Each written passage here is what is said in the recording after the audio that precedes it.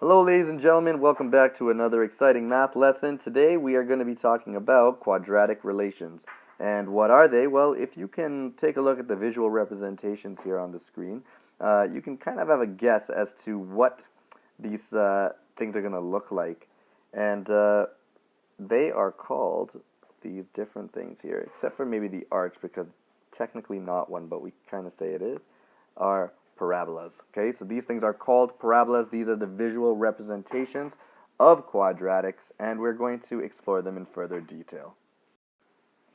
So, first thing I want you guys to do is to make a table of values for the following equations from -3 to 3. And what that means is, legitimately, we're just going to be putting -3 to 3 in our x column, and then we're going to be subbing it into each equation, right there. Right? And we're going to write down what the corresponding y value is to each one. So I'm going to do the first one with you guys, and then you can do the rest afterwards. So let's pay attention to the fact that it is an x squared, okay? So what happens when we square stuff? Let's do the first one. So I'm going to literally write down here, y is equal to -3 squared. And what happens when you square a negative number? It becomes positive, right?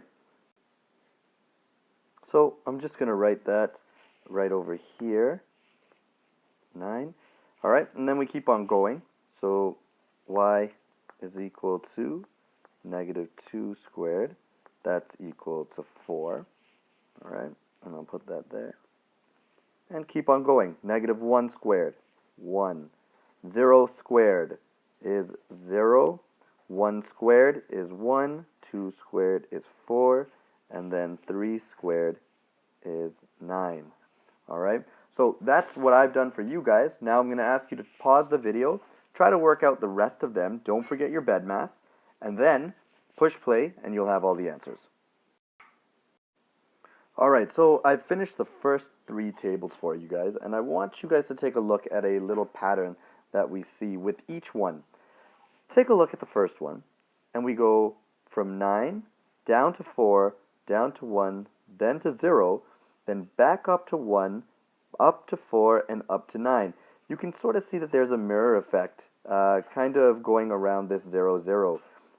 Look at that 1, 1, 4, 4, 9, 9. And what's also really interesting as well is you see that the values are going from a high number to a lower number, to a lower number. They stop at 0, and then they come back up. Let's see if something like that is true with the next one.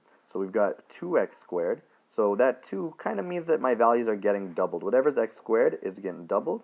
Look at that, 18, 8, 2, 0, 2, 8, 18. And you again see that mirroring effect, this time again around the 0, 0, 18, 8, 2, 0, again going down, and then all of a sudden it's going right back up again, right? So we're going to take a look and see how that is going to be represented in a graph very shortly. Again, take a look here, but this time it's a little bit different. The numbers here are a little bit different as well. It looks a little different than the 2 that we have before, but we still see that same mirroring effect. 6, 3, 2, 3, 6, 11, 18. Again, there is a mirroring effect here. So what do you think would have happened had I used -4 and -5 on the other side? Probably that's right. We would have the 11 and 18 showing up there as well.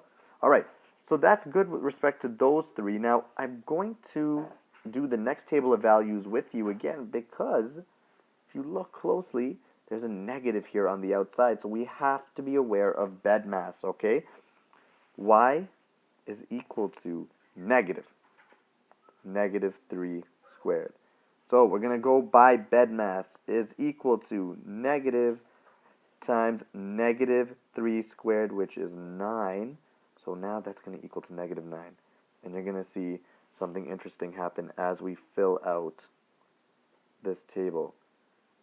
Okay, so same kind of deal. -2. I'll fill out the next one, and then we'll just write down all the answers after that. Negative times -2 squared. -2 squared is 4, but then again, there's the negative on the outside, so our answer is actually -4. So, again, answer is 4. All right, so let's fill out the rest. Negative 1 squared is 1 times a negative, again, negative 1. 0 squared is 0 times a negative, negative 1, it's still 0. 1 squared times a negative, negative 1, and guess what's happening? You got it. We're getting that same mirror effect happening again. But this time, the numbers are not going from high to low. They're going from low to high, and then it's going back down again. And again, we are going to see what this looks like very shortly. So you finish up that last one, and we'll have the answers up in a second. Okay, and there you have the last one. So let's take a look and see what this will look like on a graph. Alright, so we're going to take a look at these graphs, and I'm going to show you guys some of the kind of cool stuff that goes on with this. So the first one we have is y equals x squared. And there is the graph right there for you. And you can see that the entire time, everything here is above the x-axis, or everything is positive, right? Just by looking at the table of values, you can see that. Now remember that mirror? Remember that mirror that we saw here? That went this way and it went this way, that mirror. Well, take a look and see what happens here. You've actually got, starting here at 0, 0, this is what's called the vertex, and 1, 1, 2, 4, 3, 9. And same here on the other side. When it was negative, when x is negative, y is still positive at 1. When x is negative 2, y was positive at positive 4. And then finally, when x was negative 3, y was positive at 9. So we've got this kind of, looks sort of like a mirror, right? Like it looks like the y axis has kind of become like a mirror for both sides. So that's kind of what this thing looks like at the moment. Now, let's take a look at a little pattern. If we were ever to draw something like this, if I know what the vertex is, if I know that in this case it is 0, 0, that lowest point at the moment, check this out.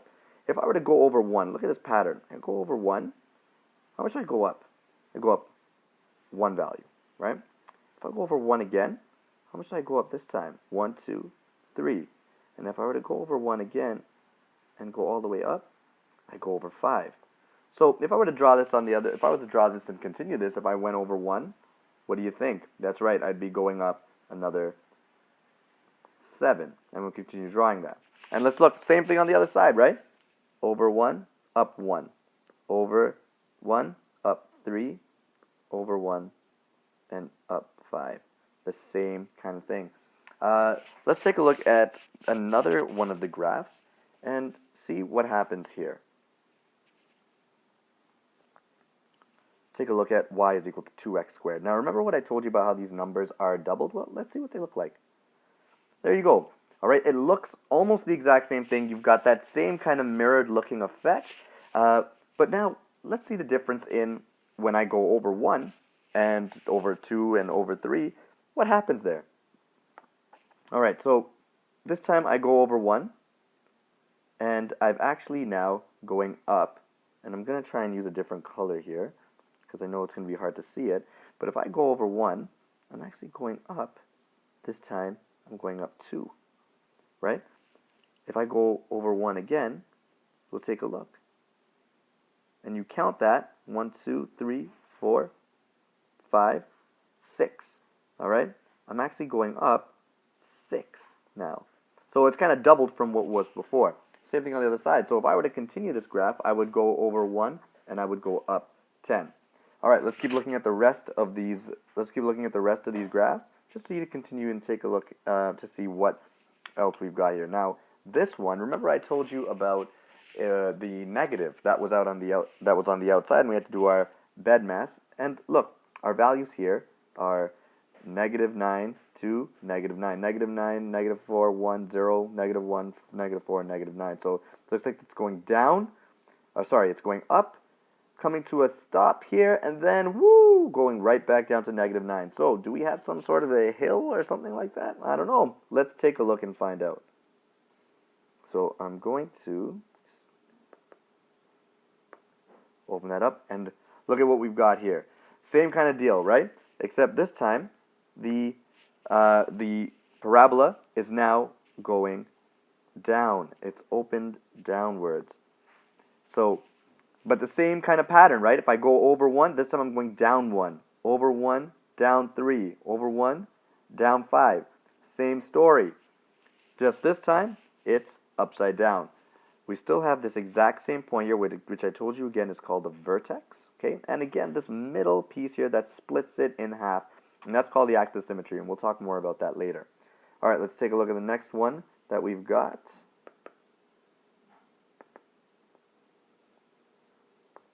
Okay, again, this one is a little bit wider. If you guys can see this number, the negative 0.5, look what it kind of did to these. Look what it kind of did in the sense that if I move over 1, I'm kind of going down only a half. And then if I move again, I'm going 1.5. So it took these numbers and it just halved them. All right, let's keep on going.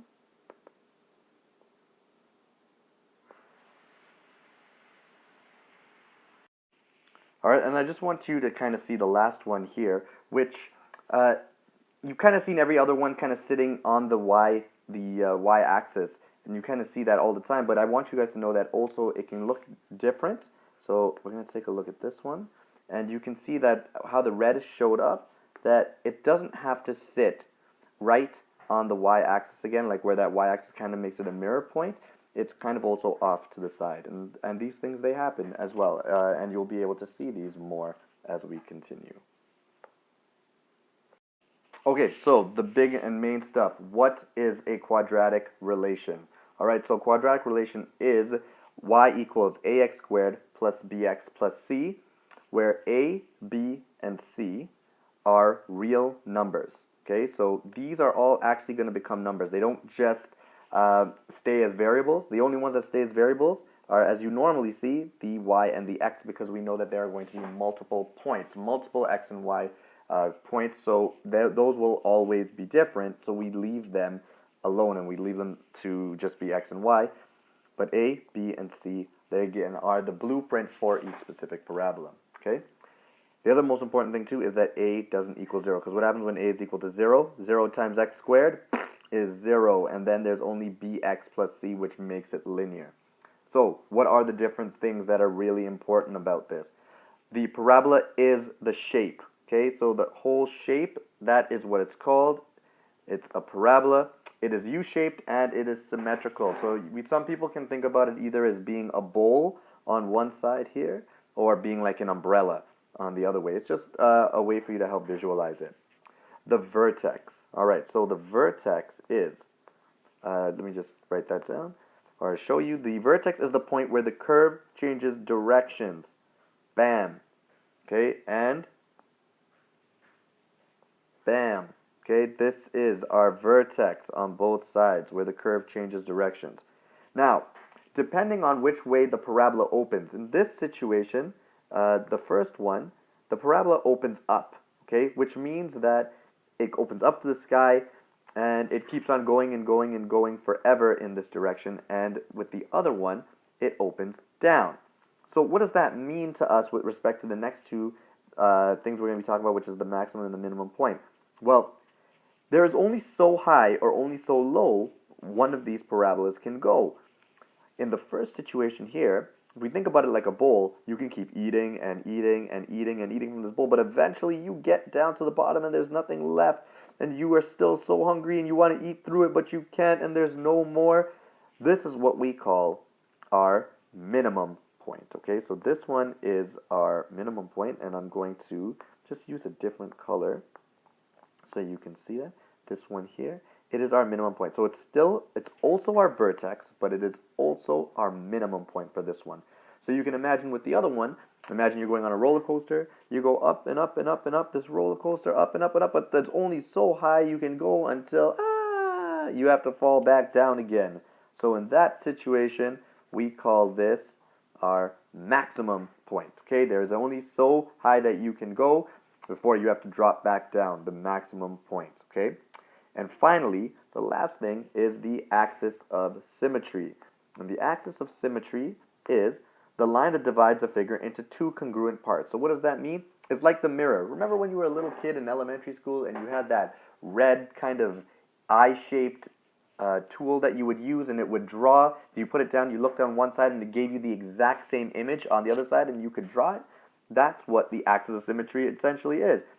It basically, it's this imaginary line. It's not real, okay? It's imaginary, and it's what divides the parabola into two. So if I were to fold the parabola on those lines, I would be able to overlap them exactly on top of another, okay, which is what you saw in our last graph. So these are the important things that you need to have down and the important information that you have to know.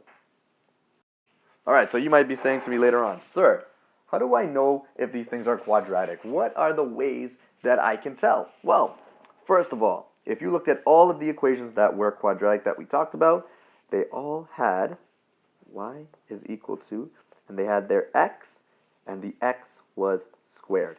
That is how we know it is a parabola, by looking at an equation. If the highest degree is not a 2, so in other words, if you had something like this, x cubed, this is not quadratic, okay? If you had y equals x cubed plus x squared, you think, oh, okay, well, there's an x squared, so this is quadratic. But it is not the highest degree. This is not the highest degree. This is the highest degree. For that reason, not quadratic. All right? How about this one? Is this quadratic? Y equals x? There's no squared, right? So, you're right. Boom. No, it is not. So that's the first way you know, all right, that the highest degree is a 2. What's the other way you know it's quadratic? Well, we've seen the parabola. So we say parabola shaped. Okay, parabola shaped. That's another way that I know it is quadratic.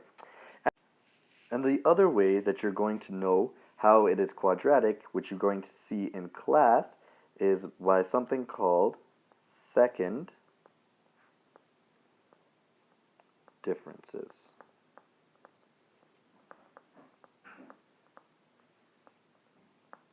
All right, so we have done what we needed to do today. You have seen what a quadratic equation looks like as a graph. You have seen what a quadratic equation looks like as an equation. You've taken a look at the table of values, and tomorrow, or the next time we meet in class, you are going to see how we use those table of values to help us figure out when something is quadratic. So that's all for today. I hope that you guys enjoyed the video, and I will see you soon.